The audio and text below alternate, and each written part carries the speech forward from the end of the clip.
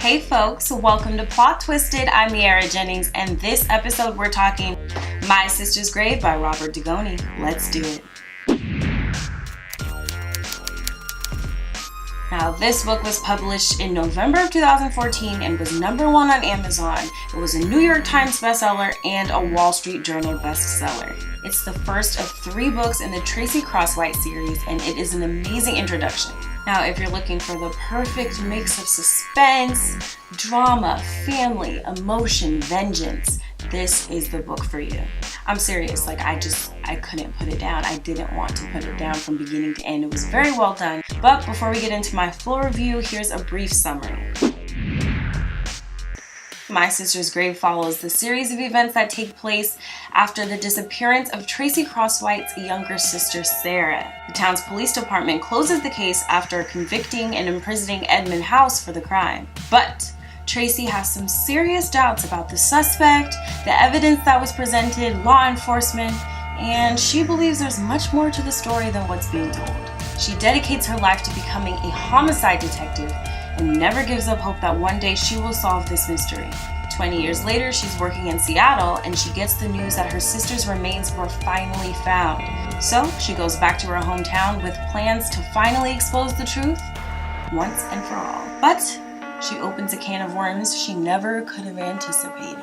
It's crazy. Now for my thoughts on this wonderful book.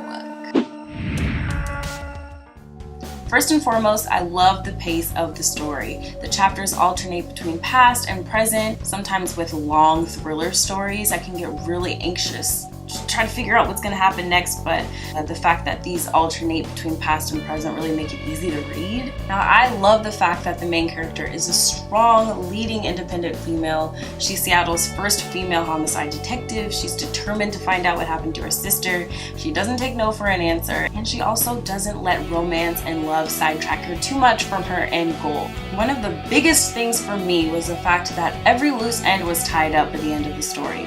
I cannot tell you how many books I read, suspense and thriller books in particular, that bring up so many questions and mysteries throughout the story, and then you get to the end and the main question is answered, but you're like, what happened to John?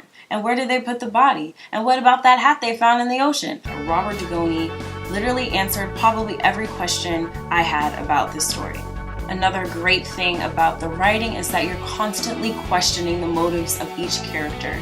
Obviously beside Tracy, but hey, you can question her too. The one critique I do have is for the ending. Once you find out what really happened, it seems like the last few chapters were a little bit dragged on. I would have liked it to be a little more concise and to the point, and I wanted the action to move a little bit faster in the end. And he kind of throws a bombshell in there that we don't expect, so I get it, but just my taste, I think it was a little bit long and it probably could have been cut shorter.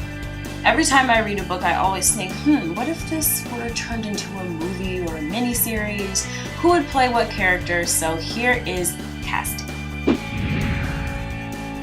It was a little bit difficult at times for some characters. For some, I used direct descriptions from the book, and for others, I kind of just used whatever popped into my head when I was reading it. First off, our protagonist, Tracy Crosswhite. I have Naomi Watts. I think Naomi Watts has this edginess about her, and she would probably be really good in a suspense like this, especially as the main character. For young Tracy, I have Nicola Peltz.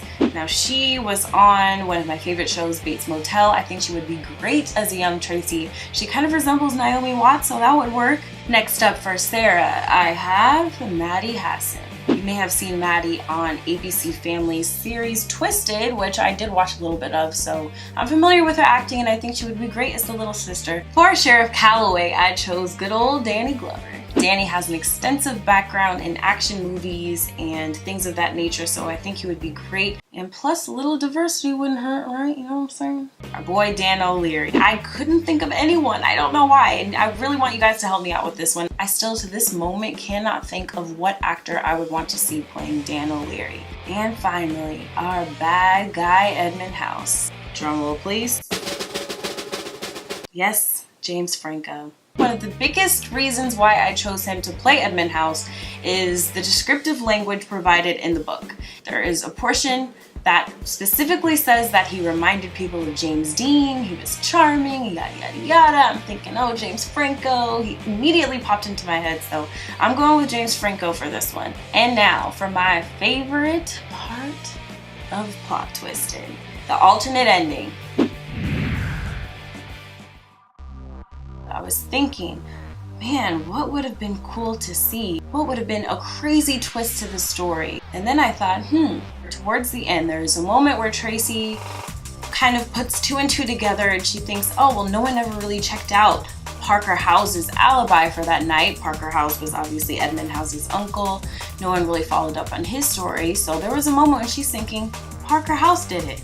And I was thinking, man, that would have been good if he actually did do it. Parker House could have been the one who was stalking Tracy the whole time. Parker House could have been driving home from the bar that night.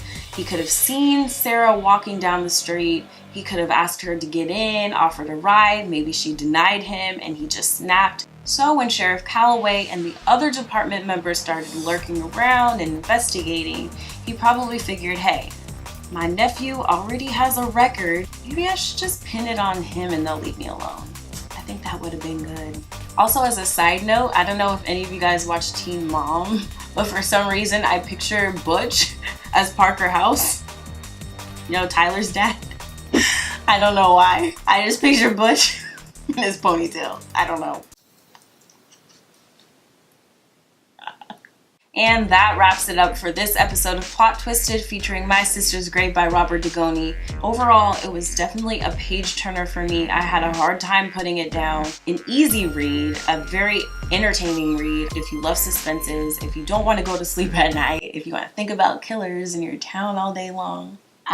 Please comment below and let me know what you guys think about this video, what you think about this book.